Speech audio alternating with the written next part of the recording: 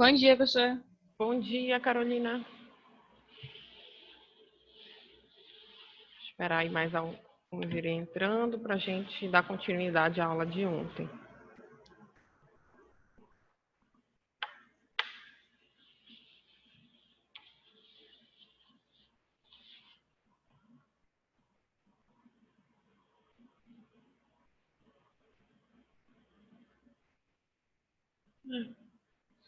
Ó.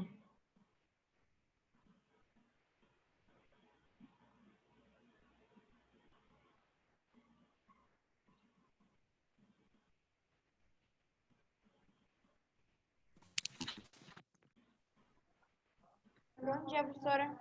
Bom dia. Professora, Bom dia, Joane. se cair a conexão, é porque a internet aqui em casa hoje tá horrível, tá? Dá pra ouvir? Tá. Dá para ouvir. Às vezes é aqui mesmo que tá baixo. Vou até aumentar aqui, mas acho que tá no máximo, tá no máximo. Porque tá desconectando o tempo todo, aí se cair alguma coisa, eu não consigo voltar, é porque não tem jeito. A gente faz parte. A internet em Belém do Pará é assim, não é só da... Pra ver se melhora, eu já reiniciei lá o modem. Aí, vamos ver. Entendi. Sem problemas. Acho que também fica... A vantagem também é que eu não preciso estar autorizando, vocês já entram automaticamente caso caso caia a conexão. Tá ótimo, professora. Mas só para deixar avisada. Tá, tudo bem. Deixa eu até... Tempo que o pessoal está entrando, Lídia, e compartilhando aqui a tela. Opa.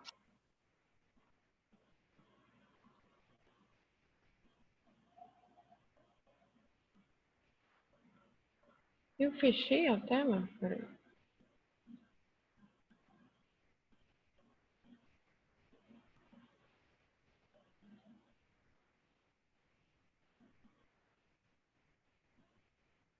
Tá. Tá, essa que a gente viu.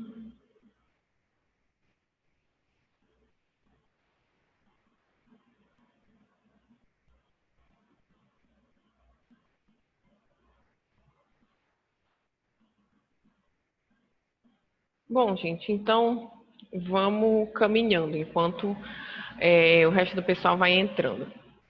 Então, ontem a gente falou sobre a perspectiva da Silvia Alane, né? A gente falou um pouco daquela introdução, o que ela está falando de psicologia social e psicologia geral, né? Deixa eu abrir aqui. Então, a gente viu aqui... Só minimizar aqui. A gente viu aqui nesse texto, né? Nesse livro dela, a gente discutiu essa introdução, né? E hoje a gente vai falar aqui desse capítulo 2, daqueles pontos, né? Como nos tornamos sociais. Então, ontem, só me confirmem se vocês estão vendo as duas janelas. Estão conseguindo ver os slides também, né? Eu estou tentando compartilhar, não, compartilhamento de tela. Não, professora, só dá para ver a do PDF. Tá, eu achava que dava para, na hora que eu mudasse de tela, eu estava tentando compartilhar mais de uma, mas estou vendo que não dá. Então deixa eu interromper. Tava só o PDF, né? Tá, então eu vou descompartilhar e volto, a gente vai fazendo como já estava fazendo antes, né? Aqui nos slides é só para a gente retomar um pouco, então, o que a gente estava falando ontem, né? A gente falou desse conceito, então a gente ontem começou a falar da Silvia Alane, dessa proposta da psicologia social a partir da Silvia Alane, dessa mudança, né? Desses questionamentos que ela vai trazendo para a psicologia social brasileira, prioritariamente, isso acaba se estendendo para a América Latina. E um dos os pontos principais dela é o questionamento dessa importação de teoria para o Brasil, né, sem considerar as especificidades locais. E a outra crítica dela era um pouco sobre a prática, né? Então, qual é a prática da psicologia social? Qual é o compromisso social da psicologia social, né? E aí a gente viu um pouco do que ela falou sobre psicologia comunitária, quando ela fala de prática, né? Dessas questões. E aí o nosso ponto central ontem foi discutir essa introdução do conceito de psicologia social para Silvia Alane. Então, para Silvia Alane, a psicologia social tem como foco, como objeto de estudo, estudar o comportamento dos indivíduos, mas como esse comportamento é influenciado socialmente. Né? E aí a gente discutiu bastante aquelas questões sobre a influência histórico-social, né? Do como que cada discurso, cada palavra, né? Como ela diz, através da aquisição da linguagem, a gente acaba inserido no mundo social que está atravessado por essas concepções histórico-sociais, de cada termo que a gente utiliza no cotidiano, e a forma como a gente se apropria disso, inclusive no nosso comportamento, né? Então, a gente falou um pouco, né, dessas palavras regionais, égua, mano, enfim, né, o vambora, que na verdade é vamos embora, e já é uma apropriação da forma da fala, mas como que determinadas palavras, por conta desse contexto histórico-social, nos influenciam até nas nossas ações, sentimentos e emoções decorrentes. Né? Então, ela vai trazendo o quanto que, aqui nesses pontos, né, como a gente viu lá no livro, falando aí a partir do segundo ponto, da mesma forma, as emoções que são respostas do organismo, como tais universais, também se submetem às influências sociais, ao se relacionarem com o que nos alegra, nos entristece e nos amedronta. Que ela traz aquele trecho lá no livro para falar do time de futebol, que a gente falou aqui, né? Então, uma comoção nacional no final da Copa do Mundo, né? Então, se a gente for falar de Copa, de todos os significados que isso tem, o futebol, pode ser uma mera palavra, mas tudo que vem associado a ele está dentro desse contexto social, né? Que nos atravessa, inclusive, nas nossas emoções. E aí a gente vai perceber que determinados sentimentos e emoções também são atravessados, né, pela construção histórico-social. Né? Então, a forma da gente se emocionar ou chorar, enfim, por conta da vitória de um time, como, por exemplo, na Copa do Mundo, enfim, que é aquela mobilização nacional, são sentimentos que vêm decorrentes dessa influência social, da gente estar no Brasil, numa cultura, né, numa sociedade que supervaloriza o futebol, que o futebol tem todo um significado, e aí, de repente, o Brasil perde a Copa do Mundo e a gente se entristece, fica mal, né, aquele dia fica marcante para a história do Brasil, coisas assim. E que aquele sentimento que é individual, né? Ai, fiquei triste, arrasada, quero ir embora para casa, não tem mais graça em assistir, né? O jogo, o Brasil está perdendo de 7-1, né? Então vamos embora e tudo mais. É um sentimento que você está sentindo, mas ele está atravessado, você só sente isso porque você está numa cultura em que desde criança, né, desde o seu desenvolvimento, está falando não só no seu contexto familiar, né, mas no seu contexto mais amplo da importância do futebol, da valorização do futebol. Então, de repente, se você tivesse nascido nos Estados Unidos, o futebol em si, né, não teria toda essa valorização. Mas se fosse, de repente, a final do futebol americano lá, que tem toda uma repercussão nacional, esses sentimentos e emoções estariam mais ligados a um outro tipo de esporte. E ela vai, a Silvia Alane vai pontuando isso para dizer o quanto que o nosso cotidiano, coisas que a gente pensa até que são muito individuais, estão atravessadas por questões sociais, né? Estão atravessadas não necessariamente por questões, mas por influências sócio-históricas da cultura onde a gente vive, né? Isso ficou claro para vocês, gente, para a gente poder falar de identidade social hoje, enfim?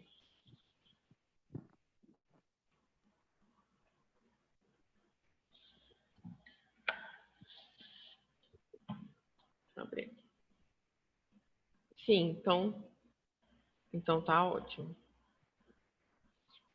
Bom, então hoje, né, a gente vai voltar para o livro, tá? E aí a gente vai discutir esse segundo ponto, tá? Como nos tornamos sociais, tá? Que é bem breve, dá para ler rapidinho, né? Enfim, o livro é bem prático, bem simples, ele é curtinho. E aí a gente vai discutir, então, na medida em que a gente entende que há essa relação, essa influência sócio-histórica no nosso comportamento, através dessas palavras, no processo de aquisição da linguagem, como é que a gente vai pensar, então, as chamadas identidades sociais, as relações com os outros, e o que ela vai chamar depois desse processo de consciência de si, que hoje a gente escuta muito também um termo como consciência de classe, né? Também é um termo que está relativamente associado com isso que ela está chamando de consciência de si, tá? Então vamos lá para o livro.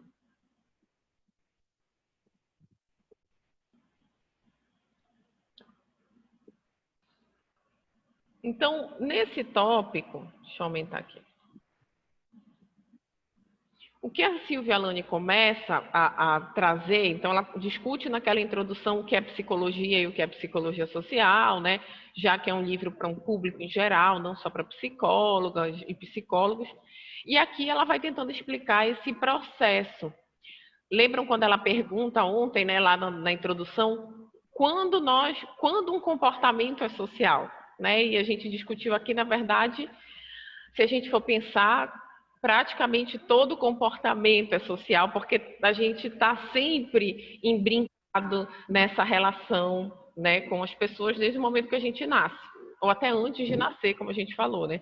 Antes mesmo de nascer, já tem todo um discurso social, essa influência sócio-histórica, seja por conta de estabelecer qual é o gênero daquela criança, né? Então, se é menina, eu já estou, antes de nascer, já estou pensando no quarto, na cor do quarto, no brinquedo, né? Ou pela via do trabalho, eu já estou pensando qual vai ser a profissão, porque eu quero que a minha filha, que o meu filho seja engenheiro, médico, dentista, enfim, né? Então, esses processos, se a gente for pensar quando é que a gente se torna social, a gente está implicado ainda na ideia de ser um ser humano, né? Ainda no processo gestacional. Então, aqui ela vai falar um pouco sobre isso. Então, o primeiro ponto que ela fala é os outros. Se a gente pensa no social como essa relação com a sociedade, né? A sociedade como se fosse algo para além, né? Que a gente não conseguisse medir, mas, na verdade, um grande grupo social, né? A sociedade é um enorme grupo de pessoas. A sociedade brasileira, por exemplo. Então, a gente está considerando todas as pessoas que moram no Brasil. E sequer, de repente, algum brasileiro que mora fora do Brasil, mas aí a gente fala sociedade brasileira, a gente pensa muito no contexto geográfico também, né? A sociedade paraense, a gente vai pensar em todas as pessoas que estão no Pará, né? No Pará, e o Pará é enorme, né? Claro que o termo sociedade também se apropria de algumas, para a gente ver aquela questão da apropriação das palavras. Como eu fiz aquele exemplo com preto, preta, né, que eu escrevi aqui. Também se usa esse termo a sociedade paraense como se fosse um termo mais relacionado a um grupo elitizado, né? Quando a gente fala assim mais senso comum, a sociedade paraense valoriza tal coisa, né? A sociedade paraense se apresenta na estação das docas, né? Ai, meu Deus, esqueci lá, a festa de debutantes de 15 anos da Assembleia Paraense é um evento da sociedade paraense. Então, às vezes, os termos também são apropriados de formas diferentes. Claro que aqui a gente está falando de sociedade num termo teórico, tá, gente? Então, num grande grupo de pessoas, quando a gente fala de sociedade. Então, os outros, né? Então, o que ela está chamando desses outros? A gente está falando de social. Então, o ser humano... Querem falar alguma coisa, gente? Podem falar. Podem perguntar, né? O ser humano, quando... Ao nascer, necessita de outras pessoas para a sua sobrevivência. E aí ela vai fazer aquela discussão que até em outras turmas já acabam fazendo. Tipo, então até que ponto um comportamento é social ou não, no caso de uma pessoa que viva isolada, né, numa floresta sem contato com ninguém. Mesmo assim, existe, ou se ela é um adulto, ela já passou por um contexto social em torno do seu nascimento. E aqui ela vai falar até de circunstâncias que a gente escuta, tipo Mowgli, né? Vamos fazer uma analogia lá com o filme, né? Então, ao nascer, o ser humano necessita de outras pessoas para sua sobrevivência, no mínimo de mais uma pessoa. O que já faz dele membro de um grupo, no caso de uma díade, um grupo de dois, né? Que a gente até brinca. Ou seja, no momento em que eu tenho um processo interacional, se a gente for pensar lá naquela concepção do Haroldo Rodrigues. Então, já não é mais uma pessoa individualizada somente, né? Tem uma outra pessoa ali para esse processo interacional. E por que se fala muito sobre isso também? Porque a gente sabe que o ser humano é um dos animais mamíferos que não sobrevivem sozinhos ao nascer, né? A gente vai ver outros mamíferos que têm o processo de amamentação lá da mãe, né? O bezerro. Meu Deus, dando uns estalos aqui, fiquei até preocupada agora. O bezerro vai se amamentar, enfim, mas ele já nasce e em poucas horas ele já consegue caminhar, por exemplo. Né? Assim como o cavalo, enfim, né? Fazendo algumas analogias. E a gente sabe que no caso do ser humano, se a gente for pensar na perspectiva do animal, né? Enquanto animal, Homo sapiens sapiens, um bebê não sobrevive, porque ele vai começar a desenvolver um processo de locomoção depois de alguns meses somente. Né? Então, se um bebê nasce e fica relegado a uma situação que não tenha nada, nem ninguém que possa ajudá-lo, né? Ninguém, no caso de uma pessoa, provavelmente ele vai morrer. Né? Então, por isso que ela diz, no mínimo, para a nossa sobrevivência, enquanto ser humano, a gente precisa de mais uma pessoa. A gente está falando ainda de coisas básicas mesmo, de sobrevivência.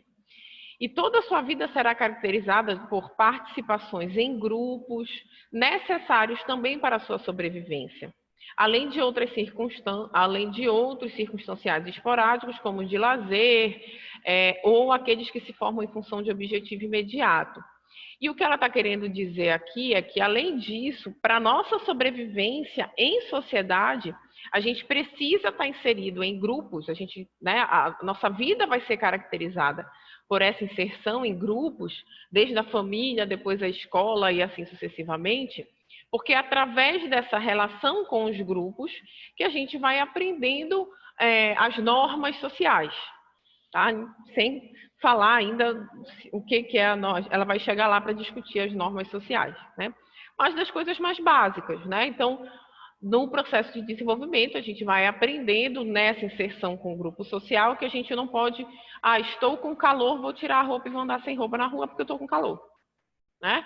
Ou estou com vontade de fazer xixi e eu vou fazer xixi na hora que eu quero. Vou aqui, fiz xixi e pronto. Ou vou vou defecar e aí eu estou com vontade de defecar e vou só, como uma criança, como um bebê, né? Vou ali, abaixo a fralda e faz as suas necessidades em qualquer lugar. Desde essas coisas mais básicas, né? Por que ela está puxando isso? Para a gente entender essa inserção do grupo, aí ela vai falando enquanto tudo bem, Olivia, enquanto uma sobrevivência social, tá? Então, aqui ela ainda nem está discutindo a sociedade, as influências sociohistóricas, ela está partindo bem do início para entender a nossa relação com os outros, com o grupo. Então, para a gente sobreviver enquanto espécie, se a gente for pensar no contexto mais básico, a gente precisa dessa relação com os outros, né? Nem que seja com uma outra pessoa. Enquanto processo de desenvolvimento, a gente precisa também, é necessário, como ela fala, para a nossa sobrevivência, a participação em grupos. Porque é onde a gente vai aprendendo as normas sociais. O primeiro grupo vai ser a família, vai ser os cuidadores principais, que pode ser só uma pessoa também, né? Que é essa pessoa que cuida dessa criança, estava inserida em outros grupos, aprendeu determinadas normas sociais e assim vai trazer esse processo de aprendizagem para essa criança, né? Além de outros, quando ela fala além de outros processos de participação em grupo, sejam circunstanciais ou esporádicos, né? Seja a questão da própria escola, seja outros processos, como ela fala, de lazer, né? Isso não só na infância, mas ao longo do nosso desenvolvimento. Né? Sejam processos em função de um objetivo imediato, ou seja, o processo educacional, o trabalho, né? Então a gente vai conviver com o grupo social quando a gente vai trabalhar. Então tudo isso vai evidenciando a nossa relação, seja enquanto espécie, enquanto ser humano, dessa relação com os outros, né? Que é o título que ela coloca, esse subtítulo desse capítulo. E aqui ela até faz um adendo dizendo, né, mesmo as crianças que foram aqueles casos que aparecem na Discovery Channel, enfim, né, de crianças que foram criadas por animais, de algum modo elas foram criadas num grupo animal, né? E elas adquiriram comportamentos da espécie que os criou, né? Sejam lobos, macacos, como ela está dando um exemplo aqui, necessários para a sua sobrevivência. E aí a gente faz a relação, claro que ficcional, né, lá com o Mowgli, né, com o desenho da Disney do Mowgli, né, para essa que é um pouco essa situação. E que quando são trazidas para o convívio humano, as adaptações, quando ocorrem, são extremamente difíceis e sofridas, enfim, porque são outros processos relacionais de grupo. Tá? Mas que de qualquer forma está inserido lá para o próprio desenvolvimento da criança. Houve aí um outro ser, no caso um animal, que auxiliou nesse processo. Então, né, aqui ela vai contextualizar que desde o primeiro momento da vida a gente está sempre inserido num contexto histórico. Então ela já vai trazendo, né? Opa, então tá, a gente está entendendo que esse ser, esse organismo precisa dessa relação de grupo. E aí, quando a gente fala dessa relação de grupo, a gente vai falar, como eu disse, né, quando vai se ampliando o grupo, dessas normas, desses padrões sociais. As relações entre o adulto e a criança recém-nascida seguem um modelo ou um padrão que cada sociedade vem desenvolvendo e que considera correta, né? E que ela vai delimitando aí em seguida. Vamos dar um exemplo exatamente dessa relação aqui, o adulto e a criança recém-nascida. Então, quando ela fala nós, estamos sempre inseridos num contexto histórico, cultural. Por quê? Mesmo um adulto e uma criança recém-nascida, a relação, o processo interacional, a forma como eu vou criar essa criança recém-nascida, tem muito a ver com a cultura em que eu estou inserido. Que vai dizer, olha, quando uma criança nasce, tem que fazer isso, isso e isso, numa determinada cultura. Numa outra cultura, de repente, são outros padrões do que deve ser feito.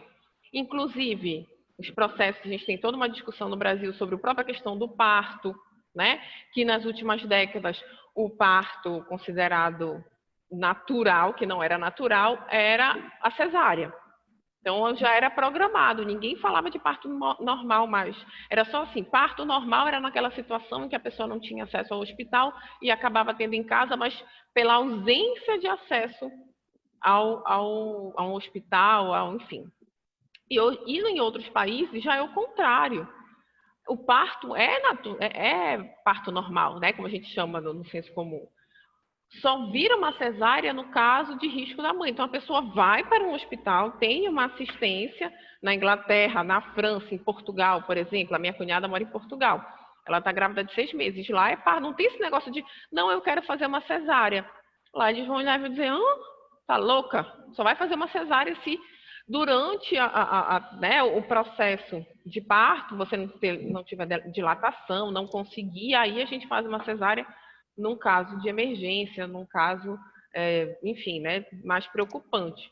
E aqui no Brasil era naturalizado exatamente o contrário, né? Assim como, ou seja, a gente vê essas diferenças culturais antes mesmo da criança nascer.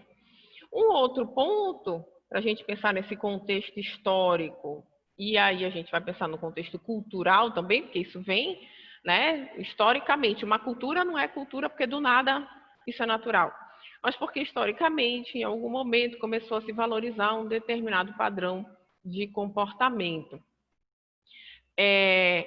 Por exemplo, aqui nessa relação adulto-criança, né, recém-nascida, Aqui no Brasil, de uma maneira geral, é muito natural, isso aí eu lembro que desde quando eu nasci, era aquela questão assim, nasceu uma menina, acabou de nascer. Ah, fura logo a orelha para ficar logo com brinco, para diferenciar, que já era uma discussão de diferenciação de gênero, hoje em dia a gente vai pensando, né? E isso sempre foi muito naturalizado, né? Eu não fui porque no hospital onde eu nasci era um hospital de uma determinada religião que não autorizava isso, que não podia furar a orelha da criança, né? Mas em outros hospitais, enfim, a minha amiga teve filho, o marido dela eles moravam na Noruega, né? O marido dela é médico, ela foi para lá morar com ele, enfim, e aí ela engravidou lá e teve o bebê lá. O contexto cultural da relação grupal que ela teve no Brasil era esse. Então, a criança nasceu, ela teve uma menina, vou furar a orelha assim que ela nascer. Lá na Noruega, isso é considerado quase que um crime contra um bebê, porque você está ferindo um bebê por conta do seu desejo. E ela se espantou muito. Isso era até a gente conversando, né? O marido dela, quando eles vieram no Natal aqui no Brasil, enfim, e ele dizendo assim: ela não aceitou, porque lá é considerado tanto um grupo de mulheres, né? Que lá tem todo um suporte bem diferente daqui do Brasil. Todo um suporte através do sistema de saúde pública da mulher no pós-parto, né? Que você tem uma assistência no hospital, assistência psicológica, um acompanhamento, enfim. E aí, tanto as médicas, enfermeiras, as outras mães lá do grupo de mães, né, que eles fazem essas reuniões de acompanhamento psicológico também, ficavam chocadas, assim, dela querer furar a orelha, porque lá era considerado como uma mutilação. Como assim você vai furar um recém-nascido? Porque você quer botar brinquinhos em um bebê, né? Lá o bebê não tem um gênero, é um bebê mesmo depois de nascer. Então, uma outra situação, né, que nesse contexto histórico-cultural lá, é que ela já, quando ia para a reunião de mães, né, com a filha dela, botava uns laços, já enfeitava, né, botava todo aquele laçarote e tudo mais. E as mães ficavam chocadas, as mães norueguesas, dizendo: meu Deus, ela está fazendo essa criança de árvore de Natal, é um bebê, para que botar laço, para que enfeitar, isso vai incomodar, isso vai suar, isso vai dar brotoeja, sei lá, enfim. Então, olha só como a gente naturaliza aqui no Brasil, estamos aqui vivendo, não, é tudo assim, sempre vai ser assim, sempre foi assim. E esse processo, né, é um processo cultural que lá é exatamente o oposto. Você furar a orelha de uma criança recém-nascida é considerado uma mutilação, porque a criança não tem autonomia nem para decidir se ela quer ou não quer ter brinco, né? Então, esse é mais um exemplo do que ela está falando, do quanto que a gente está lá, desde recém-nascido, essa relação de adulto e criança recém-nascida não é somente um processo interacional, mas está atravessado por valores culturais do local onde você nasceu, né?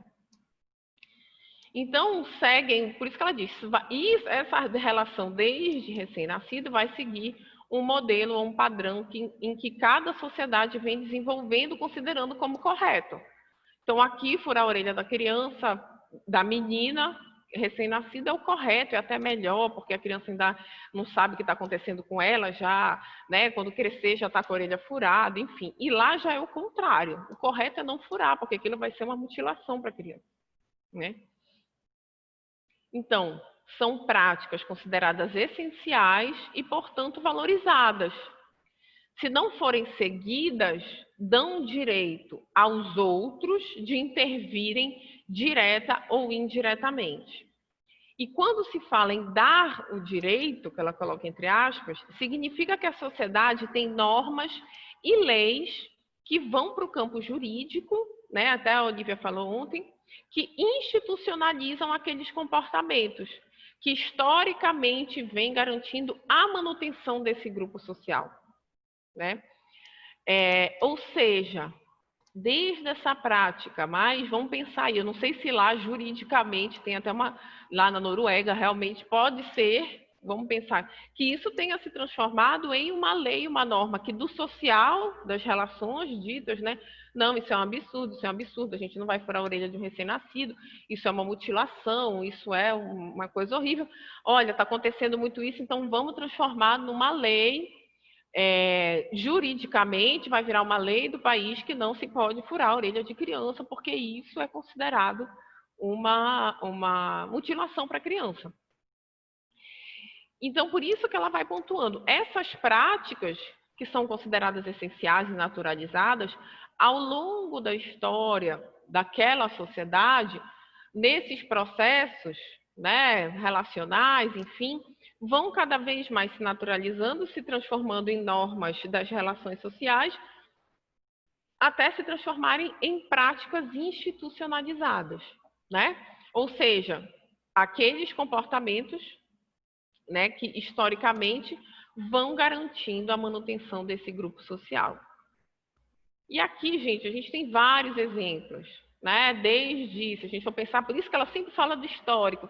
Vamos olhar historicamente, aonde está a reprodução de determinadas normas e leis, não só leis que viram leis jurídicas, mas essas normas sociais, né? Que viram valores sociais, valores morais. Então, até um determinado tempo, juridicamente, a escravidão era uma lei autorizada no Brasil. Então, que mantinha a manutenção de um grupo social e que se considerava normal e natural, ao longo de muito, assim como foi em tantos outros países. Em um determinado momento, em contextos de discussão, conflitos, né, mudanças socioculturais, enfim, e também interesses, né, porque nada tão por acaso assim, há uma mudança nessas leis que vão institucionalizar outras normas e outros comportamentos e que vem a Lei Áurea para acabar com a escravidão, mas que a gente sabe que não foi tão assim, né? Tudo muito lindo, maravilhoso e simples, né? Existiam outros interesses relacionados. Mas é só para a gente pensar o que naquele momento era natural, né? Quem era contra a abolição da escravatura, e aí assim como a gente vê hoje em dia, que a gente pensa, meu Deus, existiam pessoas, grupos sociais que eram contra a abolição da escravatura? Sim, pessoas, grupos sociais, grupos políticos e todas as suas interferências e discussões, dizendo que o Brasil ia falir sem escravidão, que a escravidão era necessária para o desenvolvimento do país. Porque como? Quem ia trabalhar? Os escravos já tinham toda essa capacitação, né? Enfim, entre outras discussões. E por isso que ela sempre fala, a gente tem que olhar para a história, né, para o contexto histórico social, como é que aquela lei, aquela norma vai se produzindo e vai se naturalizando, e no cotidiano a gente pensa, não, sempre foi assim. Não tem... Lá vem o pessoal com mimimi, querer falar alguma coisa. Mas será que sempre foi assim? Ou será que é assim em todos os países, em todos os lugares, né?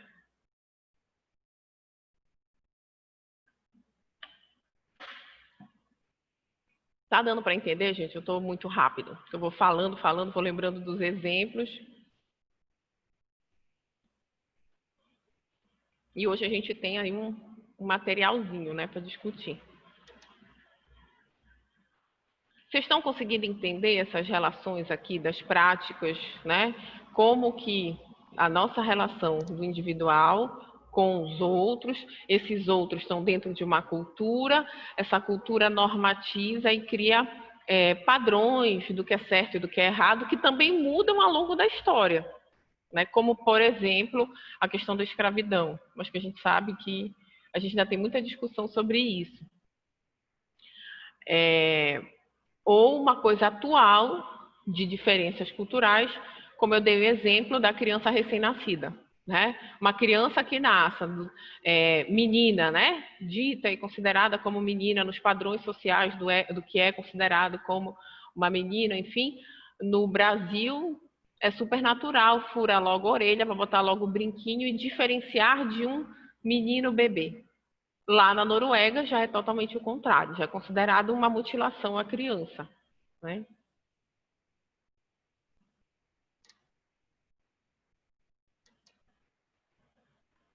Vão pontuando aí se estiver muito rápido. ou anotando as perguntas. Se falar, professora, pera que está muito rápido, estou elaborando, deixa eu ver se eu entendi. Podem ligar o áudio, perguntar, ou pelo próprio chat também. Tá? Então, em cada grupo social, a gente vai encontrar essas normas que regem as relações entre os indivíduos, tá? E normas que não são normas somente jurídicas, são as normas do cotidiano, tá? Algumas são mais sutis ou restritas a certos grupos, como as consideradas de bom tom, né? Outras são mais rígidas, consideradas imperdoáveis se desobedecidas, até aquelas que cristalizam-se em leis e são passíveis de punição por autoridades institucionalizadas. Essas normas são o que basicamente caracteriza os papéis sociais. Caracterizam, né? Aqui faltou o M. Os papéis sociais, tá? E aí ela vai entrar, então, deixar aqui destacado, no conceito de papel social para ela, tá? Então, na medida em que a gente entende que a gente tem normas sociais, seja das nossas relações cotidianas, né? Até isso se naturalizar e se transformar em leis e normas jurídicas, né? Que são passíveis de punição. Deixa eu abrir aqui.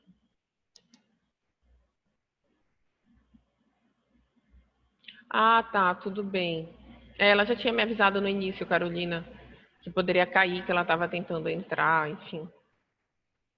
Tudo bem. As aulas depois vão ficar na plataforma, tá, gente? Como eu falei, a aula de ontem, como o Zoom vai processando, eu não consigo na mesma hora baixar totalmente, né? E ontem dei aula de manhã e de tarde, cheguei quase à noite em casa, então a aula de hoje ainda não está lá. A aula de ontem, né? Mas hoje eu já consigo baixar a aula de ontem e a de hoje, quando for à tarde, como hoje eu dou aula só até 3h30, já vai estar mais tranquilo. Aí dá para acompanhar a aula também pela plataforma, a aula que ficou gravada. Mas eu sei como é, ainda mais com dados móveis, é muito rápido, acaba muito rápido também. Então, aqui ela vai entrar no conceito de papéis sociais, tá? O conceito de papéis sociais a partir da Silvia Alane. Então, nessas relações indivíduo-grupo social, essas padronizações, essas construções de normas, nesse processo vão também se construindo papéis sociais, ou seja, que vão ditar, né, vão criar determinados estereótipos, que o Haroldo Rodrigues vai falar lá sobre estereótipo, que são características que vão ser generalizadas, que vão ser características que vão ser colocadas a um determinado grupo de pessoas, né, que tenham comportamentos, características, enfim, semelhantes. Vamos lá, então, o que a gente está dizendo sobre isso, né? O que a Silvia Alane está falando sobre isso. Então, o que caracteriza papéis sociais e que determina as relações sociais? Ou seja, por exemplo, os papéis de pai e de mãe. Então, qual é o papel social de um pai, né? E de uma mãe? Se caracterizam por normas que dizem como um homem e uma mulher devem se relacionar, né? Se relacionam quando eles têm um filho. E como ambos se relacionam com o filho, e este no desempenho de seu papel com os pais. Então, ela já começa a pontuar o contexto do que a gente vai chamar de papéis sociais, desde o que seria lá o primeiro grupo de um desenvolvimento, como ela está falando da criança recém-nascida, enfim. Primeiro grupo social, que seria a família. Falando de uma família tradicional, do pai, da mãe, enfim, né? Que a gente sabe que é uma porcentagem pequena no Brasil, em decorrência da gente saber que muitas mães são mães sozinhas, né? Que os pais abandonam, enfim. Teve toda essa discussão agora, estatisticamente, inclusive, sobre o Dia dos Pais, né? Mas vamos pensar lá nesse modelo mais clássico, né? Como exemplo. Então, a gente tem normas sociais que vão dizer uma criança, né, tem um pai e uma mãe. E aí, essas normas sociais criam papéis sociais, ou seja, vão ditar como é que um pai tem que agir, como é que um pai tem que ser, como é que uma mãe tem que agir, como é que uma mãe tem que ser, e como é que o filho tem que agir e tem que ser perante a esses pais, né? Então, aí a gente vai ter várias discussões, a gente vai poder pensar em várias normas, né? Normas, por isso que ela vai partir do conceito de norma para falar de papel social. Então, os papéis sociais é isso que a gente escuta como uma norma, como um padrão do que é ser mãe. Aí a gente vai jogar na internet, no Google, se vocês forem lá botar no Google, o que é ser mãe. Bora até ver o que aparece, gente, para a gente discutir aqui. Trazer bem como exemplo. Deixa eu entrar aqui no Google. Deixa... Eu achei que estava compartilhando já. Cadê? Tá. E aí vocês veem que já aparecem várias outras, né? O que é ser mãe solo, solteira de primeira viagem, mãe de santo, mãe de anjo, mãe e pai, mãe narcisista, mãe na adolescência, mãe coruja. Tudo que as pessoas devem pesquisar e já entra como sugestão do Google. Vamos botar bem geral. Olha só a definição de mãe, a primeira definição de mãe que aparece no Google, tá? Que é uma coisa bem ampla. Ser mãe significa mudar a sua vida, mudar o seu tempo, seu pensamento, dar todo o seu coração, seu amor para levar seus filhos adiante e ensiná-los a viver. Significa ter uma razão de ser para o resto da vida. Gente, eu fico chocada. Gente.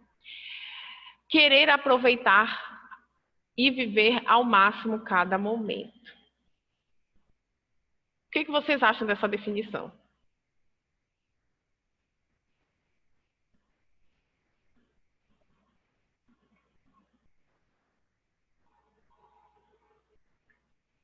É uma construção e aí a gente está vendo um papel social, né?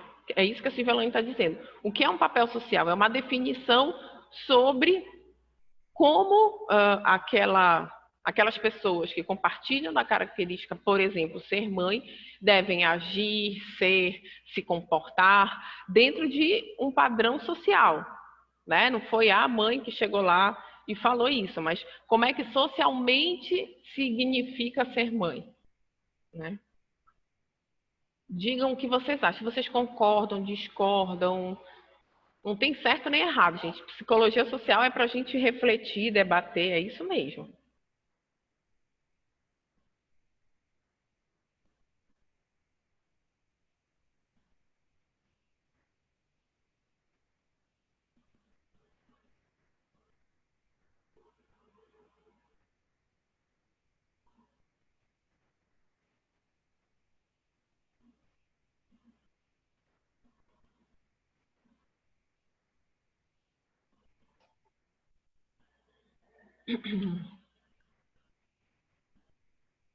E aí, gente, vocês estão aí, deram só, entraram na sala e saíram.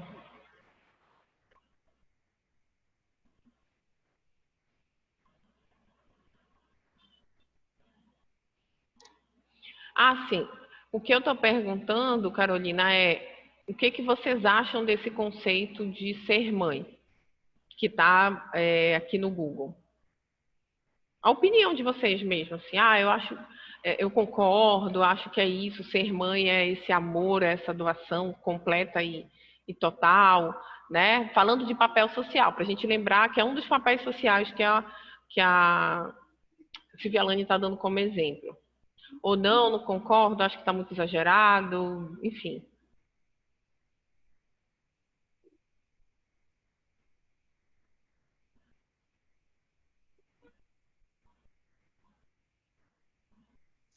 Oi, prof, tudo bem?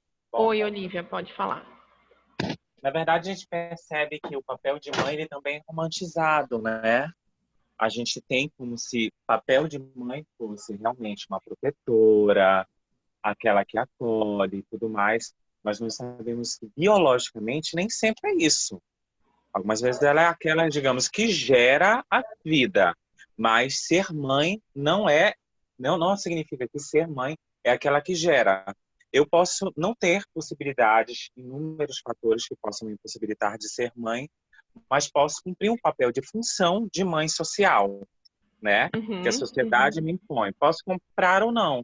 Agora, eu acredito que isso vai de indivíduo para indivíduo. Tem mãe que se enxerga de uma forma em certos países, em outros de outras. A gente percebe muito isso na cultura também, né? Tá uhum. muito entrelaçado isso também com a história cultural do que é ser mãe. Em algumas culturas, o papel da mãe não é de ser mãe, essa mãe cuidadora que dá carinho, mas não, só de educar a criança para que ela possa sobreviver na tribo, na sociedade que ela está envolvida ali, na micro ou na macro.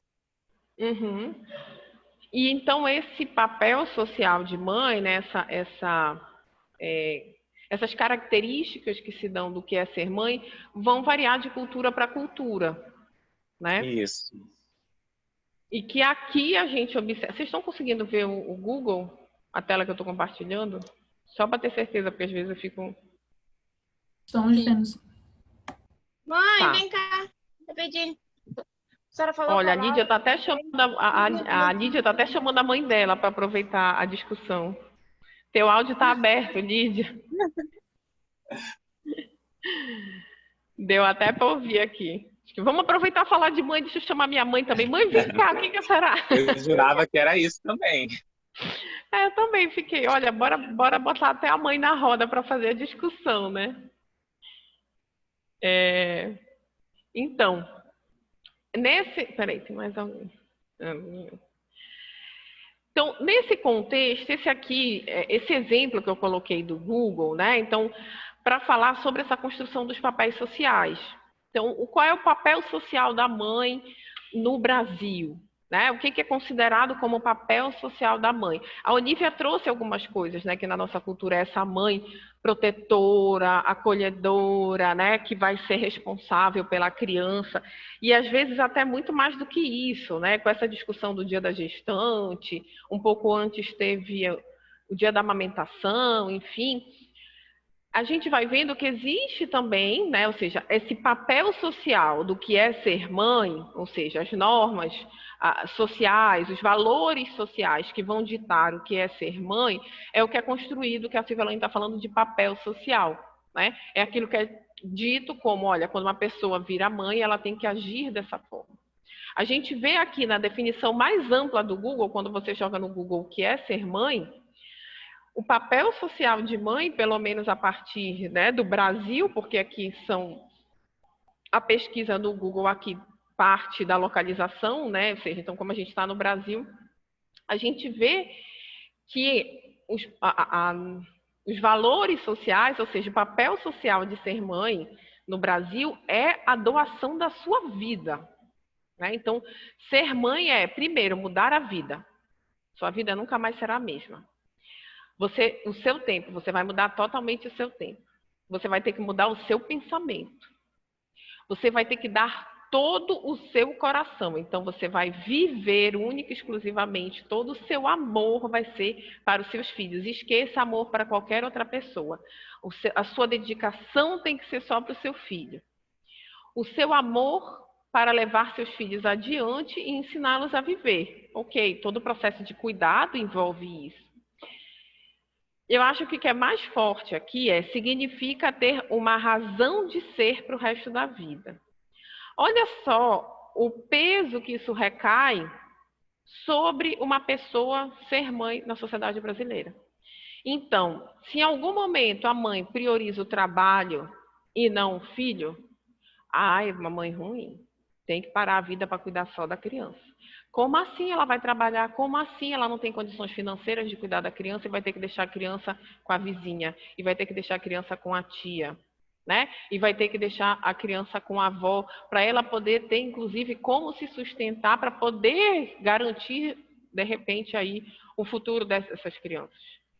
E aí a gente vai vendo que esses papéis sociais vão sendo construídos, e por isso que a Silvia Alane vai dizendo, e esses outros começam a ser os, como é que a gente diz? Os juízes e os observadores do que é ser mãe. Então, se você não está sendo mãe dentro daquele papel social, colocado socialmente, doar, ou seja, ser mãe é a razão de ser para o resto da vida. Aí imagina que alguém não pode ser mãe, ou não quer ser mãe. Não quero ter filhos. Aí os outros vão dizer, nossa, que mulher horrível, ela não quer ter filho. Aí começam todos os discursos, né? Porque, se a gente for um pouco antes, a gente está falando de mulher. E a gente já está falando de uma mulher baseada num contexto biológico, né? Ou seja, essa mulher que é determinada ou quer ser mulher para uma determinação biológica. Então, se uma mulher, né, biologicamente determinada como mulher, diz que não quer ter filhos, nossa, ou é uma mulher cruel, ou é uma mulher que foge de um papel social do que é não só ser mãe, mas do que é ser mulher. Então, ser mulher é ser mãe. E ser mãe é ter que doar, a sua vida vai ser viver em função de um filho. E se a gente for pensar até psicologicamente, seja pela via da psicanálise, da comportamental, da Gestalt, da CP, isso é um encargo muito grande, inclusive para a criança. Porque se a mãe se dedica única e exclusivamente para, olha, a minha razão de ser é o meu filho, a minha filha. E aí, de repente, essa filha diz, olha, eu vou morar em outra cidade, eu vou me mudar para o Canadá, ou eu vou para São Paulo estudar. E aí? Né? Que questões de sofrimento psíquico estão atravessadas por essa mãe que, de repente, se sente num vazio porque ela dedicou a vida toda só para aquela criança, para aquela pessoa. Então, exatamente são essas discussões, né, que aí é o que ela está tentando trazer, a Silvia Alane vai pontuando sobre os papéis sociais que são construídos socialmente e que vão ditar no momento em que você engravida ou tem um filho, como você tem que agir, como você tem que ser. Se você foge disso, por exemplo, a gente está falando aqui de mãe, você é cruel, você é uma mãe ruim, e isso se torna uma cobrança, né, da própria mulher. Será que eu estou sendo uma boa mãe porque eu estou tendo que trabalhar, não estou tendo tempo para cuidar da criança? E acaba sendo uma cobrança desse papel social do que é ser a mãe. Será que é a mesma coisa o papel social do que é ser pai? Será que essa denominação do que é ser pai na nossa sociedade, esse papel social do que é ser pai na sociedade brasileira é a mesma cobrança, né? São as mesmas normas como da mãe? Recai essa mesma cobrança de dizer você é um pai ruim, você é um pai que vai ser alijado socialmente porque você é um pai ruim? E a gente sabe que há diferenças nesse sentido, né? Vamos ver, espero que eu tenha uma surpresa. Então, o que o Google fala sobre o que é ser pai? Espero que seja bem positivo. Sabia que era a primeira palavra que aparecia. Um bom pai é provedor. Aquele de quem o filho espera receber algo. Ou seja, a primeira frase diz que o bom pai é um provedor. Não está falando que tem que dedicar toda a sua vida, que o seu amor tem que ser incondicional, que vai ser o sentido da sua vida vai ser pai, né? Que vai mudar a sua vida, vai mudar o seu tempo, vai mudar o seu pensamento. Não, é ser provedor e dar aquilo que o filho quer, né? O cara que se lança no trabalho de forma incansável para dar à sua família o que ela precisa. Sempre buscando as melhores alternativas para satisfazer os desejos do filho. Ou seja, nessa concepção aqui, claro que a gente está jogando no Google, gente, é muito amplo. Mas o Google é um pouco daquela coisa assim, o que vem primeiro? Ou seja, o que está sendo mais, como é que a gente chama?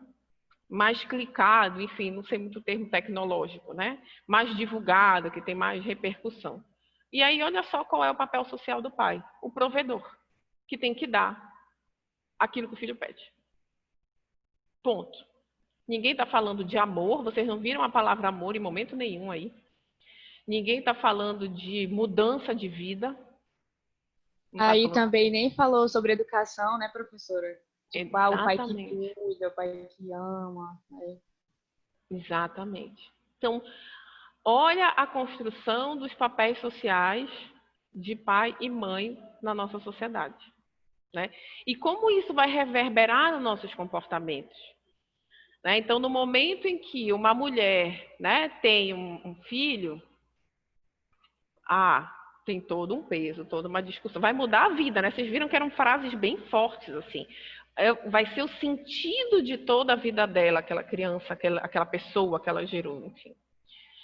E o pai é ser um provedor, se matar de trabalhar, né? Porque fala aqui, né? O cara se lança incansavelmente para dar à família aquilo que precisa e fazer os desejos do filho. Mas ele não precisa doar amor, ele não precisa doar atenção, ele não precisa mudar de vida. Então ele trabalha muito, é workaholic, acabou de ter um filho, vai continuar sendo workaholic, porque não, mas ele tem que trabalhar. Mas quem vai ajudar a mãe a cuidar dessa criança, né? A mãe também trabalha, ela também. Não, mas o papel social do pai é ser provedor, ponto, acabou. Se ele estiver na China, no Japão, no Canadá, mas se ele mandar o dinheiro fazendo tudo que o filho quer, ele cumpriu o papel de pai. Né? Então, são essas discussões que aí a Silvia Alane está trazendo, quando a gente chama de papel social. Aqui a gente está usando esse primeiro exemplo que ela traz. Né? O que é ser pai, o que é ser mãe. E aí a gente vai pensar de onde se constrói essa visão, né? Esses discursos sociais, que são valores sociais, que vão dizer o que é ser pai, o papel social de pai e o que é ser mãe. Tá? E isso porque a gente nem entrou em outras discussões da paternidade e da maternidade muito ligada somente a um padrão, a uma determinação biológico-genética, né? Mas vocês veem assim que a diferença.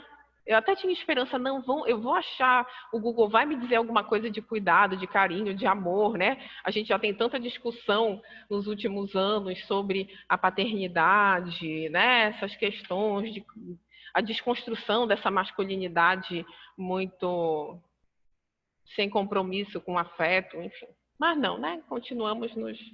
E aí a gente vê também da onde parte essas noções, né? Ou seja, aqui é sobre consultores, Dia dos Pais na OS Consultores.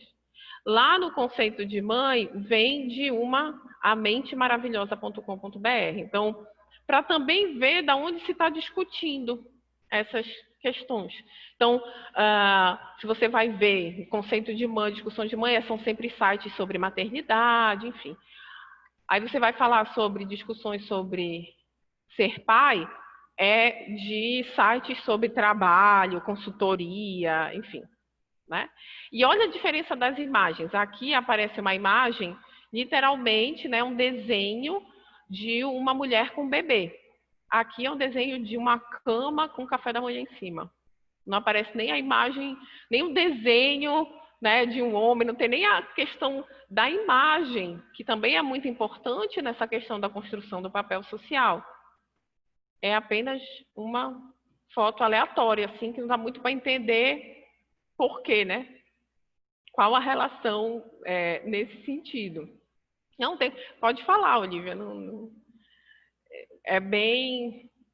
que aí as pessoas dizem assim, não, isso é um exagero, essas discussões sobre a maternidade, sobre a paternidade.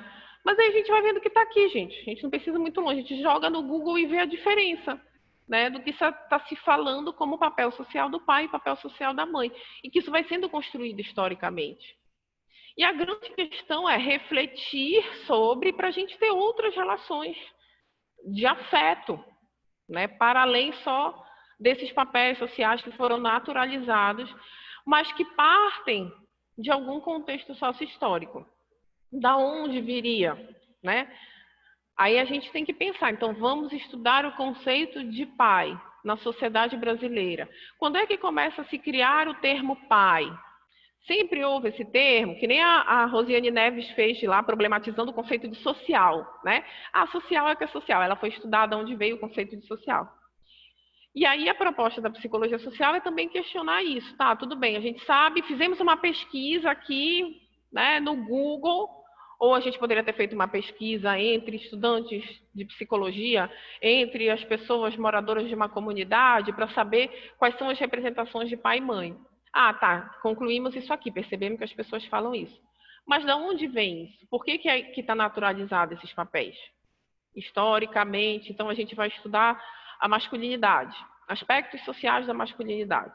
Tem até um livro que é eu emprestei para um colega meu lá de São Luís e ficou por lá. É a construção social da masculinidade, agora fiquei na dúvida. Foi uma tese de doutorado na Federal de Minas Gerais, se eu não me engano. E aí ele fala de toda essa, tanto que é um livro grosso. Foi uma senhora tese de doutorado que virou um livro. Porque ele vai falando desde essa concepção de masculinidade relacionada ao homem das cavernas. Que é como também se nas cavernas só tivessem homens, né? A gente fala os homens das cavernas. Mas se a espécie se perpetuou, tinham mulheres também, né? E elas onde estavam, né? Enfim. É um pouco para a gente pensar sobre isso. Assim como ela vai falar, vou botar aqui já que ela bota, o que é ser filho. Né? Que ela diz, então também nessas papéis sociais, também tem o papel social do que é ser filho. Então, é quando consegue entender com mais profundidade todo o sacrifício e amor que envolvem a maternidade ou a paternidade. Aqui a paternidade já está sendo falada como um sacrifício, né? Outros filhos, porém, estando perto ou longe, são amorosos, dedicados, preocupados, eternamente gratos pelos seus pais, pelo que seus pais fizeram e ainda fazem por eles. Então, o que é ser filho, e aqui está no masculino, né, inclusive, porque aqui tem também o que é ser filha, e isso pode ter diferenciações, porque acaba sendo diferenças de gênero, né? Fala dessa questão de entender os pais com profundidade, entender o sacrifício que os pais fazem por ele, né? Seja por ele, ou seja pela paternidade ou pela maternidade, né? E aí não sei porque ele bota outros filhos, porém, estando perto ou longe. Então tem que ser, mesmo que você esteja longe, enquanto filho, o seu papel social é ser amoroso, ser dedicado, ser preocupado, ser grato por tudo que os seus pais fizeram para que você esteja aqui hoje, tá? E existem várias questões também sobre isso, né? A gente sabe que, por exemplo, aí é um pouco de experiência pessoal, né? Pessoal não, né? Experiência profissional. Estou lembrando de quando eu atendia, quando eu trabalhava em clínica de hemodiálise, tinha um senhor bem idoso já, ele tinha diabetes, né? O rim ficou prejudicado em decorrência da diabetes e ele já estava cego também em decorrência da diabetes, né? Então já tinha muito comprometimento, assim, né? E existia toda uma atenção que eu e a assistente social, a gente conversava muito, porque ele relatava, não é para justificar, tá, gente? Não é isso, é para a gente pensar as relações familiares. Que a filha dele não tinha paciência com ele, ela dava comida de qualquer jeito, né? Morava ele, a esposa, que também era idosa, e essa filha. E essa filha sempre com muita, como ele relatava nos atendimentos, né? Sempre de uma forma muito, não dá nem para dizer que era um cuidado, né? Enfim, um cuidado muito ruim, né? Vou falar do senso comum, assim, né? Ele relatava essas situações de agressão não física, mas dessa, né, ausência de cuidado, carinho, dedicação. Então, ela pega, bota a comida e joga o prato para eu comer, e eu não consigo ver direito e tal. E aí a gente foi fazer uma intervenção, foi conversar com ela, a gente chamava ela para ir na clínica, porque lá na clínica ia só ele era um senhor idoso, vinha com o TFD, né, porque ele não era de Belém.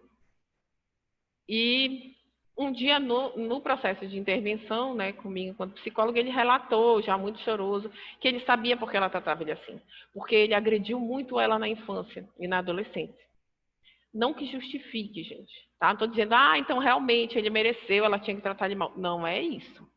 É só para a gente refletir sobre esses processos das relações pais e filhos, né?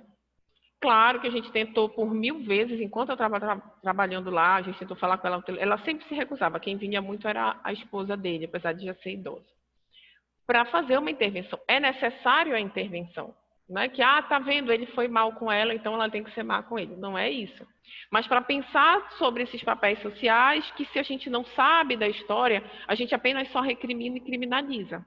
Mas a gente tem que ter, enquanto psicólogas e psicólogos, gente, o nosso foco é o cuidado, é chamar Se tiver que sofrer alguma sanção necessária, vai sofrer uma sanção, mas essas pessoas também precisam de cuidado. A pessoa está precisando de psicoterapia, tanto ele quanto ela.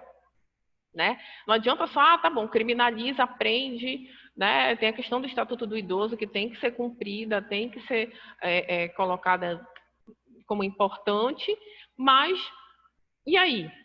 A gente discutiu, a gente desenvolveu uma psicoterapia, um tratamento, se a gente for falar num termo mais geral, com essa pessoa que também está sofrida e produzindo ações e atitudes agressivas, né? É quase uma intervenção familiar aí nesse caso. Então, para a gente pensar também sobre esses papéis sociais e essas relações, tá? Ficou mais claro nesses exemplos, gente? Deixa eu voltar aqui para o nosso...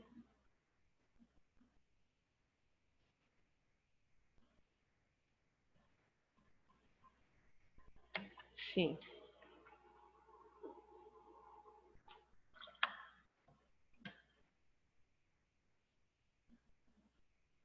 Ah, tá ótimo, gente. Como eu sempre digo, se tiverem dúvidas, podem ir perguntando mesmo durante. Então, esses exemplos foi para Silvia Alane conceituar o que ela está chamando de papel social, né? Que em outros contextos vão se chamar de estereótipos, por exemplo, lá o Haroldo Rodrigues vai chamar de estereótipo. Né? Então, qual é o estereótipo de ser pai, de ser mãe, de ser estudante de psicologia, né? Como é que as pessoas veem que... Aqui ela está falando um pouco mais só do que o estereótipo, ela está tentando falar os papéis sociais que nos grupos, ou seja, na sociedade, né, nessas relações sociais, vão se construindo socio-historicamente, ou seja, na sociedade ao longo da história, por isso que a gente fala socio-historicamente, e vão sendo reproduzidos como valores. E daí vão se construindo como um padrão. Né? Então, o que é ser mãe? Ser mãe é dedicar sua vida, é amor, é carinho, é cuidado, é se matar pelo filho, esquecer que você é uma pessoa e pensar só naquela vida, né? Naquela criança. E o que é ser pai? Provedor. Trabalhar muito e fazer o que o filho quer. Né? Então, a gente tem, assim como a gente vai ver a construção de papéis sociais de qualquer... como é que eu posso dizer? Qualquer profissão, qualquer área, gênero, classe, raça, enfim, que vão sendo construídos como papel social. Né? Então, do mesmo modo, o chefe de uma empresa só será em termos de papel social se houver chefiados, e ainda se estabelecem essas relações hierárquicas também nessa construção do papel social. Que, exercendo seus respectivos papéis, já atribuam sentido à ação do chefe. Então, o que é ser chefe? E aí a gente vê muito essas discussões na área de gestão de pessoas, administração, psicologia organizacional, que é assim, conceito de liderança. O que é ser um bom líder, uma boa líder, né? Ou seja, é a construção do papel social também. Né? Você tem que agir de um jeito, tem que falar de uma forma, tem que ser incisivo, tem que ser mais ou menos autoritário, tem várias discussões nesse sentido. Ou seja, nessas relações também de papel social, um complementa o outro. Então, para eu falar de liderança, eu estou tendo que falar também de quem é liderado. Para eu falar de quem é liderado, eu também tenho que partir de que existe uma liderança. Então, acabam que essas relações estão dialogando. Então, essa análise poderia ser feita em todas as relações sociais existentes em qualquer sociedade. O que é ser amigo ou amiga? Qual é o papel social de uma amizade? Qual é o papel social de um namorado, de uma namorada? Qual é o papel social de um estranho na rua, de um morador de rua? Ou seja, desde as relações, né, uma balconista, um balconista e uma freguesa, um freguês. Né? Ou seja, essas relações, né, em relação a todos, existem expectativas de comportamentos mais ou menos definidos. E quanto mais a relação social for fundamental para a manutenção do grupo e da sociedade, mais precisas e rígidas são as normas que a definem. O que ela está querendo falar com isso? Quem são, né? Quais são os papéis sociais mais fundamentais para a manutenção de uma sociedade? O que vocês acham? Ah, professora, o papel social mais importante de uma sociedade é... 3 pontinhos, aí vocês completam.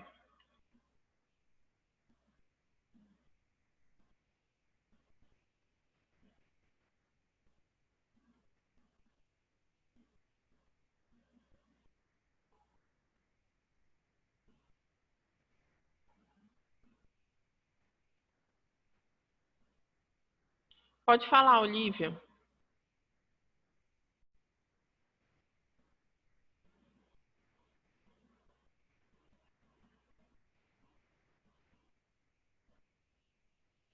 Sim, a importância do papel social, dessa construção de papéis sociais, é promover a manutenção dos costumes, né? Manter essa sociedade, né? E quem tu acha que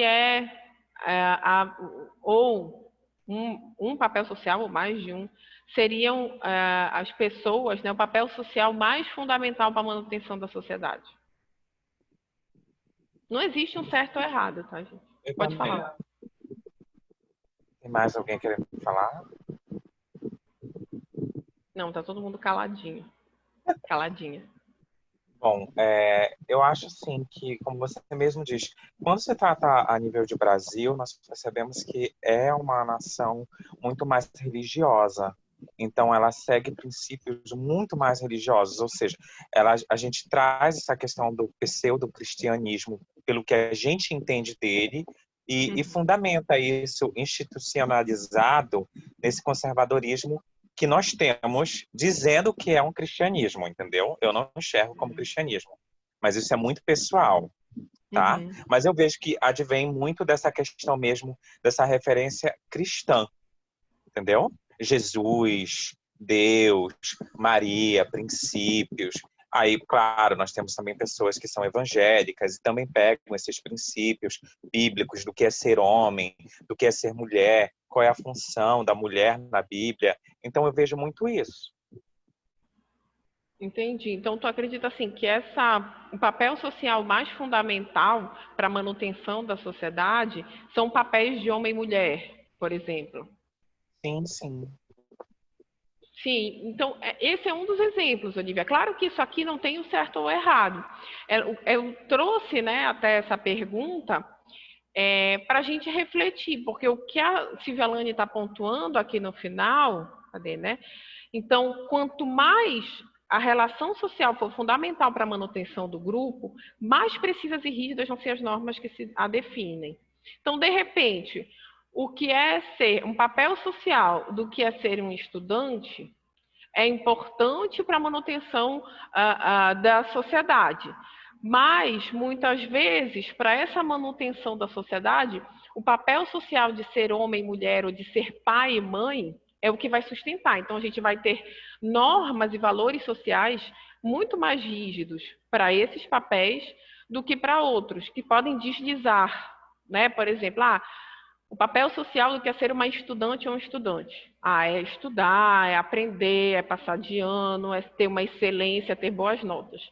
Mas se alguém fugir um pouco desse papel social, reprovou numa disciplina ou não conseguiu tirar 10 em todas as avaliações, a sociedade não vai olhar e recriminar e dizer que você é a pior pessoa do mundo, né? E que você tem que postar fotos porque aquela estudante ou aquele estudante não conseguiu ter uma excelência naquela disciplina. Mas, por exemplo, vai ser muito mais rígido, por exemplo, com esse papel social de mãe. Então, a mãe que sai para trabalhar e deixa a criança com a vizinha, porque ela não tem outra pessoa para deixar. Não, ela tinha que dar um jeito, ficar mais tempo com a criança. Não, porque a mãe tem que isso, a mãe tem que aquilo. A discussão da amamentação, né? Não, a mãe tem que amamentar. Se ela não amamentar, ela não é mãe. Ou seja, por isso que ela vai dizendo, dependendo do quão é fundamental para a manutenção da sociedade, mais rígido, maior e mais preciso vão ser os valores e as normas associados a ela, a esses papéis, né? Ah, sim, entendi, professor. Entendeu? Eu acho interessante, professora, uma vez eu debatendo com uma moça em que ela era mãe, a pressão que ela não tinha não era só essa questão mesmo é, de um papel de mãe como um indivíduo, eu mulher, você mulher. Ela também tinha uma pressão incrível advinda da religiosidade. Ah, porque eu vou ser punida. Sim, Você tá me entendendo? sim, Você vai ser sim, punida, além da gente, você vai ser punida por um ser superior. Eu achava incrível, sim. sabe? Ele ficou, meu Deus, gente. Mas é isso, é o condicionamento, né? Você aceita, você não aceita. Acho que quanto mais conhecimento você tem, não estou Isso. dizendo que Que pessoas nem. religiosas não sejam, não tenham conhecimentos, mas elas vão ter sempre paramentado no que elas acreditam, nas convicções dela, o que é totalmente normal. E o que também varia dentro de um grupo religioso, né? Às vezes a gente tem o mesmo grupo religioso, mas que dentro desses grupos religiosos também tem suas dissidências, uns que concordam mais ou menos, né?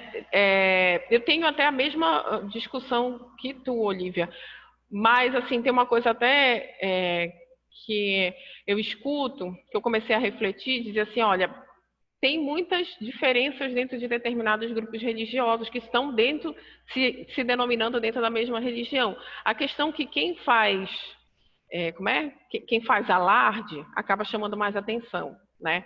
Então a gente acaba meio que generalizando. E essa pessoa me falava isso para mim porque eu também, né, tenho uma posição bem crítica nesse sentido. E aí eu comecei a refletir, talvez tenha isso também, né? A gente vê uma, uma pessoa ou uma representante, um representante de uma determinada religião e a gente já generaliza que todos, né, daquela. E aí a gente está falando de todas as religiões, tá, gente? Não necessariamente só de X ou Y.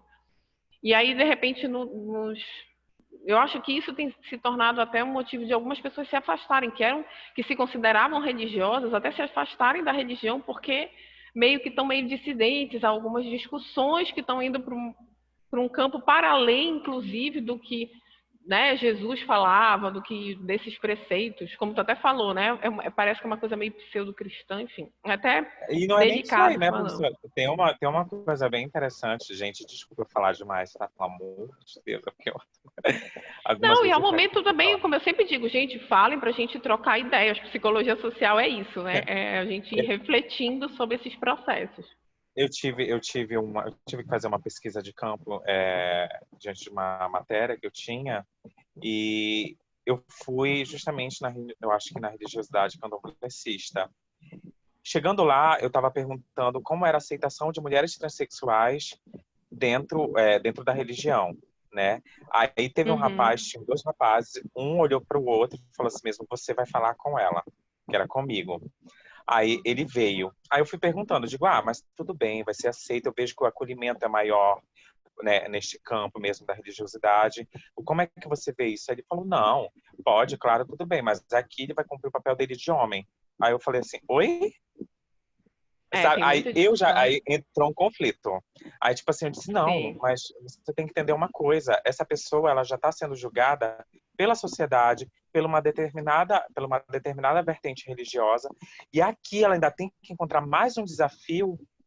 Aí eu entendi o que ele quis dizer, que a cultura da religião dele tinha toda uma construção social de papel de homem e papel de mulher.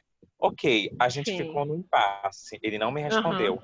Disse que não dava, que a mulher transexual deveria tocar tambor. E ele deu todas as funções do homem para uma mulher transexual. Veio a superior dele, né, digamos assim, a dona da Uhum. casa, e, gente, eu fiquei assim, pasmo, que ela falou, olha, minha filha, negativo. Se ela é uma menina transexual, ela é uma mulher, ela vai cumprir as obrigações e as funções dela como mulher dentro dessa casa. Porque ela precisa ser respeitada, porque alma não tem sexo. Então, se ela está representando aqui o seu papel e função como mulher, ela vai ser representada como mulher. Aí ele calou a boca. Ai, que bom, graças a Deus.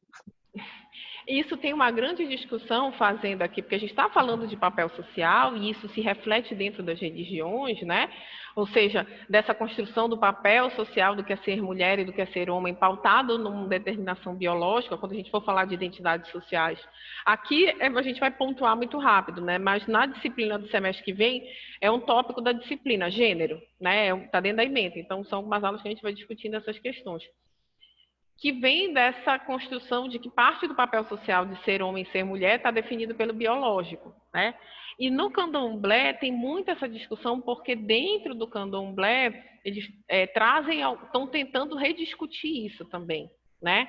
E tem até um colega meu de Fortaleza, o Caio Lemos, né? Ele escreveu um livro sobre, eu estou tentando lembrar o nome do livro, eu tenho que olhar aqui, mas depois eu posso mandar no WhatsApp, e aí dá para compartilhar para a turma toda, quem tiver interesse também.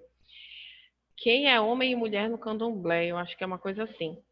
Ele é um homem trans e ele passou um pouco por esse processo dentro de um candomblé também. Mas ele achou, eu não sei se é casa que chama, né? Porque posso estar falando de maneira errada. Ele achou uma casa que o aceita e o vê, né? E o compreende, não é o aceita e o vê, porque na verdade ele é um homem, né? Mas o compreende na relação do candomblé como homem, né? Não tentou o alocar. Ele falou que ele passou por outras, eu não sei se é casa o termo, Olivia, eu posso estar falando errado. Ele passou por outras casas, por outros espaços do candomblé que faziam a mesma questão. Não, você, como biologicamente é uma mulher, você vai ter que cumprir o papel de mulher. E nesse espaço, nessa casa que ele encontrou, a pessoa responsável disse, não, você vai ser... vai trabalhar no contexto aqui, porque eu também não conheço muitas práticas do candomblé, mas você é um homem, então você vai ser considerado como homem lá nos termos que dentro da casa do candomblé estava considerando.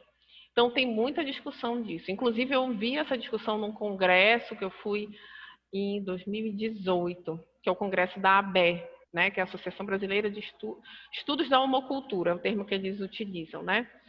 Foi em Fortaleza. E aí, como o meu trabalho falava sobre as filhas da Chiquita, né? E aí era um contexto de gênero e religiosidade no documentário das filhas da Chiquita, tinham outras discussões, né? A minha mesa era junto também com discussões sobre religiosidade. E lá tinham outras pesquisadoras e pesquisadores com essa discussão dentro do candomblé também. Então é algo que está também se discutindo, né? E isso, gente, né, tem muito a ver com papel social, a gente foi aqui para esses exemplos, mas isso é importante para vocês tirarem as dúvidas, para a gente pensar essas relações, porque elas atravessam os nossos comportamentos e vão atravessar, meu Deus, os últimos 15 minutos aqui, vou dar uma pulada aqui, ao que a gente vai chamar, obrigada, Olivia, ao que a gente vai chamar, né, sobre, é o meu campo de estudo, Olivia, na verdade, assim, né, campo de estudo, eu não gosto de usar esse termo porque parece que a gente objetifica a discussão, né? Como se eu fosse uma pesquisadora e fosse olhar sobre, né, o campo de estudo. Mas, na verdade, é a minha área de estudo, vamos dizer assim, né? Então, esses processos vão levar aqui, o que a gente vai acabar puxando também, porque esses pontos são pontos importantes, porque essa relação de papel social, os outros, identidade social e consciência de si, que ela traz aqui nesse segundo capítulo, eles vão nortear o que vai vir pós-Silvia Lane na psicologia social. Então, por isso que eu não quero pular muito. Se não der tempo, a gente na terça-feira que vem a gente finaliza, porque quando a gente chegar no pós Silvia Lane, né, então o que tem na psicologia social contemporânea, a gente vai ter que ter entendido essas noções básicas para poder fazer a relação, né? Então, o que ela está falando aqui, né, sobre papel social, né, que ela vai falando, né, dessas construções todas de papel social, é para pensar, né, eu vou trazer esse trecho para depois a gente ir lá para a identidade social, que a pergunta que ocorre é, e a individualidade? E aquelas características que são peculiares a cada indivíduo? Afinal, se nós apenas desempenhamos papéis e tudo que se faz tem uma determinação social, onde ficam as características que individualizam cada um de nós? Ela coloca essa pergunta para a gente também não entrar, como a gente falou ontem, né, numa lógica de, então se tudo é social, todo o meu comportamento é social, eu não existo, vamos dizer assim, né? Não existe personalidade, não existe individualidade, né? E aí ela brinca, né? A resposta é mais ou menos. Acho que é mais ou menos. Então, a gente tem um processo de individualização, mas que está atravessado por esses discursos sociais. A grande questão, antes de trazer o que ela vai falar, é como a gente se dobra. Dobra é um termo bem do Deleuze, tá, gente? Mas aí fica claro meio que didaticamente. Como é que a gente se relaciona e se apropria desses comportamentos sociais, né? Ou seja, a resposta é mais ou menos, como aquela história do pai dizendo à filha: você pode casar com quem você quiser, desde que seja com João. Em outras palavras, podemos fazer todas as variações que quisermos, desde que as relações sejam mantidas. Isso é, aquelas características do papel que são essenciais para que a sociedade se mantenha tal e qual, né? Então, aí ela vai dar um exemplo da Rainha Elizabeth, brincando, né? A Rainha Elizabeth tem que ter um determinado comportamento. Se ela fugir um pouco do comportamento, é até autorizada, mas não pode fugir muito. É nesse sentido, tá? Então, se uma pessoa, né, como ela fala assim, isso dá para a gente pensar em 2 pontos para a gente finalizar a aula de hoje. Quando ela fala da resposta do mais ou menos, primeiro, pensar que a gente tem uma individualidade, a gente vai poder fazer as variações que a gente quer, só que sempre são variações que estão cerceadas por um padrão social que diz, tá, até aí eu aceito tu ser um pouco diferentona, mas mais do que isso, a gente já vai te olhar estranho. Então, Rainha Elizabeth, ela pode até... Não, ela é a Rainha Elizabeth de sei lá quantos anos já, né? Que até coronavírus ela pegou e se recuperou, enfim. 94, eu acho, sei lá. E, ok, ela pode até ter alguma variação, autorizar lá dentro dos padrões do que a monarquia, né, dentro dessa relação, e fazer alguma coisa. Ela decidiu que agora os netos não vão mais morar com ela. Nossa, isso é uma grande mudança dentro dos padrões, blá, blá, blá, blá, blá. Mas ainda está autorizado. Mas se um dia ela dizer assim, eu decidi que eu vou me separar do meu marido, esqueci o nome dele, e eu vou casar com uma mulher. Gente, né? Acabou a Inglaterra, vai ser uma revolução, né? É uma variação já muito grande dentro do que como ela fala, do que dentro das características essenciais a sociedade te dá como liberdade, né? Então, esse é um ponto, se a gente for pensar, não, mas mesmo assim ela vai enfrentar tudo e vai conseguir. E tem um outro ponto também do processo individual, que é um pouco de contestar, vou ser uma mãe diferente. Vamos trazer lá, como a gente falou, né, do exemplo da maternidade. Eu não concordo, eu acho isso que eu não vou dedicar, não é que eu não vá amar a criança e que eu não vá dedicar cuidado e carinho para ela, mas essa concepção que eu tenho que parar toda a minha vida, vou ter que largar meu emprego, vou ter que deixar de ser quem eu sou, né, que lá era uma das definições, ser outra pessoa em função daquela... Não, pelo amor de Deus, eu quero ser mãe, mas eu quero continuar sendo Amanda, eu quero continuar sendo a mulher que eu construí ser. Terei algumas mudanças na minha vida? Terei, né? Porque agora eu sou responsável também por uma vida, mas eu não preciso ter essa concepção. Vai ter uma pressão social, né? Vai ter essa variação que a sociedade vai até dizer, essa mãe é irresponsável, essa mãe não devia estar viajando com a criança com 6 meses, sei lá, coisas assim. Mas também vai ter esse processo subjetivo pessoal, em que ao mesmo tempo que eu estou tentando ir contra a corrente, vamos dizer assim, dessas variações, eu acabo me questionando e dizendo, será que eu consigo mesmo? Poxa, eu discuto tanto gênero, mas será que quando a minha filha nascer, eu vou conseguir não comprar um berço rosa? Isso pode, como eu já vi algumas situações assim, né? Será que, ou seja, porque a gente também está tão implicado nesse discurso social que às vezes, como a gente vê professoras, professores ou no seu cotidiano, questionam um monte de coisa, mas na sua vida pessoal estão ali fazendo exatamente o contrário. Por quê? Estão na verdade, ainda tentando fazer essas variações, mas esses processos já estão tão implicados, que aí cada abordagem teórica vai dar um nome, tão introjetados, né? Foi um processo já tão condicionado, enfim, que na sua vida pessoal ainda é difícil de romper, porque já escutou tanto, tanto, tanto. Ah, mas é tão natural, né? Poxa, mas eu descobri que é menina, então eu vou botar o quarto todo de rosa. Mas eu discuto tanto que não precisa ser rosa. Por que que você... Ah, mas é bonitinho rosa, todo mundo faz rosa, eu quero que seja rosa. Né? Coisas assim, como eu lembrei até de uma aluna em identidades sociais, no semestre passado, a gente estava falando sobre gênero e tal, e ela estava dizendo, ela tem uma cachorra, né? Ou seja, que é fêmea lá pelos padrões, né? Pelo veterinário, e ela não bota laço na cachorra. Aí ela passeia com a cachorra, e aí, como é uma cachorra peluda, né? Aí ficam perguntando, ah, é macho? Ela diz, não, é fêmea. Ah, mas nem tem lacinho. Eu disse, sim, então quer dizer que agora eu tenho que generificar até a cachorra. Tem que botar o lacinho na cachorra. Porque se eu não botar o lacinho na cachorra, vão achar que é macho. Ou vice-versa. E também tanto faz, por que tem que... Né? E às vezes a gente naturaliza. Aí eu fui pensar, gente, eu tenho uma cachorra fêmea que é peluda e eu boto o lacinho na cachorra. Eu nunca pensei nisso. Ou seja, a gente está tão implicado nessas relações, né, sociais que vão nos normatizando, por exemplo, o papel social do que é o feminino, seja o feminino de um cachorro, de uma cachorra, vamos botar um lacinho para ficar mais bonitinho, porque a gente também nem sempre está conseguindo perceber essas relações, né? E tudo bem também, falando agora num campo clínico, tá? A gente indo para a psicologia clínica, né? Fazendo um pouco dessa ponte.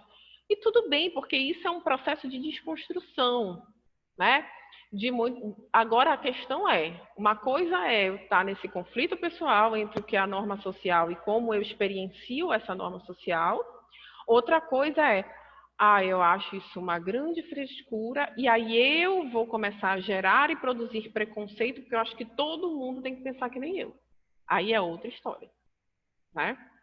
Então, esses são pontos importantes para a gente refletir dessas discussões da psicologia social e essa relação com o comportamento individual, tá? Bom, estamos lá nos nossos 5 minutos finais. E aí, para terça-feira, então, a gente vai terminar, então, esse segundo capítulo, tá? Que aí a gente vai falar, tudo isso que a gente está falando, papel social, comportamento individual, vai respaldar na identidade social. Então, quem sou eu? Né? Até a pergunta que ela vai falar, quem é você? E muitas vezes, quando a gente vai se descrever, a gente se descreve a partir, né, desses papéis sociais também. Sou psicóloga, sou professora de psicologia, sou mulher, sou branca, sou hétero, sou tímida. O que é ser tímida? Aí vem uma construção do papel social do que é ser tímida. Sou comunicativa, aí vem a construção... Né? Então, é para a gente pensar sobre isso. Dúvidas, gente? Muita informação, né? Não sei se eu que vou falando, às vezes eu acho que eu estou trazendo muita coisa para vocês, não sei se para vocês está tranquilo.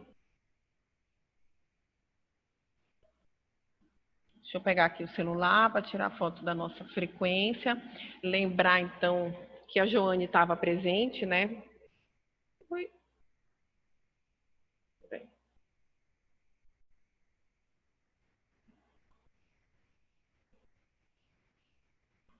Eu vou até... Deixa eu ver, eu vou botar no chat aqui. Eu vou botar aqui no chat Joane, tá? Só para ficar registrado também. Ela pediu para avisar porque estava caindo a internet dela.